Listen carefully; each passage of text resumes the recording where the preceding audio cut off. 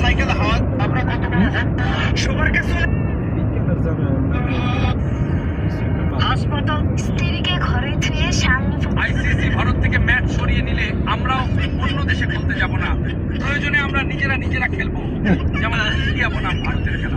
India বনাম ভারত খেলা হইব এই শালা পাগল গেছে মা তারিখে বুঝছো ইন্ডিয়া বনাম ভারত যে বানাইছে তার নোবেল দেওয়ার দরকার। তুই নোবেল পাওয়ার বাংলাদেশ যাইবো তোরা আগে বানাই জামাই করে তোর নোবেল না আর দাদা বাবু ফুটকি দিয়ে আগে খেলা বাস দিও না গেলে তোমার আর আদা বেনু একটা বাতা গেল।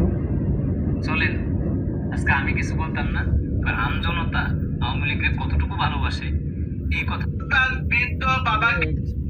ভারতের সাথে বাংলাদেশের যত চুক্তি হয়েছে গত 15 বছরের ফ্যাসিস্ট শাসন আমলে সেটা প্রকাশ করার দাবি করা হয়েছে।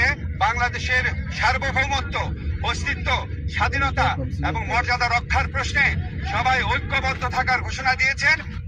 ভারতের সাথে পাকিস্তান বাংলাদেশের বাংলাদেশ সীমান্তে অনুপ্রবেশের যদি ক্ষমতা থাকে খুলে দিল বর্ডার বড় করে দিকে সেন্সিবি নি হালার কথা না না এই শাখা সিং এর প্রশ্ন করছে বুঝছো যে আসিম নজরুল এত কিছু করলো, এত গোলামি বিক্রি করছে, দেশ বলে বিক্রি করতে একটা কিছু কিন্তু বাতিল করলো না 17 মাসে। কারণ কি একটা চুক্তি বাতিল করে দেশটা বিক্রি করে দিয়েছি ইন্ডিয়ার কাছে, তাহলে কেন বাতিল করলো না?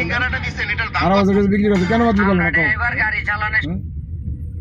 খালি চাওয়াজি মানুষজনে বুঝে গেছে সাইমা রহমান আর তারেক জিয়াকে কইলোটা কি শুনে নাকি একটা লুচ্চা প্রতিমত একটা লুচ্চা প্রতিরাতে খ্রিস্টান পদের সাথে না ঘুমাইলে যার ঘুমায় না।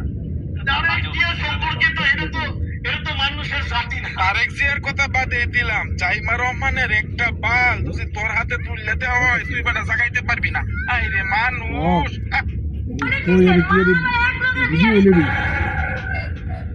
তথাকথিত স্বাধীন তদন্ত কমিশন তাতে ভারতের আগামী 24 ঘন্টার ভিতরে মাহিমাকে হেনস্থা করার পিছনে যারা জড়িত ছিল তাদেরকে গ্রেফতার করতে হবে।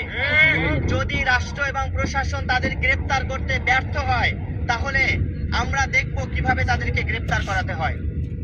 আগামী 24 ঘন্টার ভিতর, আগামী 5 বছর পর, আগামী 10 বছর পর আমি এমন প্রতিষ্ঠান গড়ে তুলব যেটা শুধু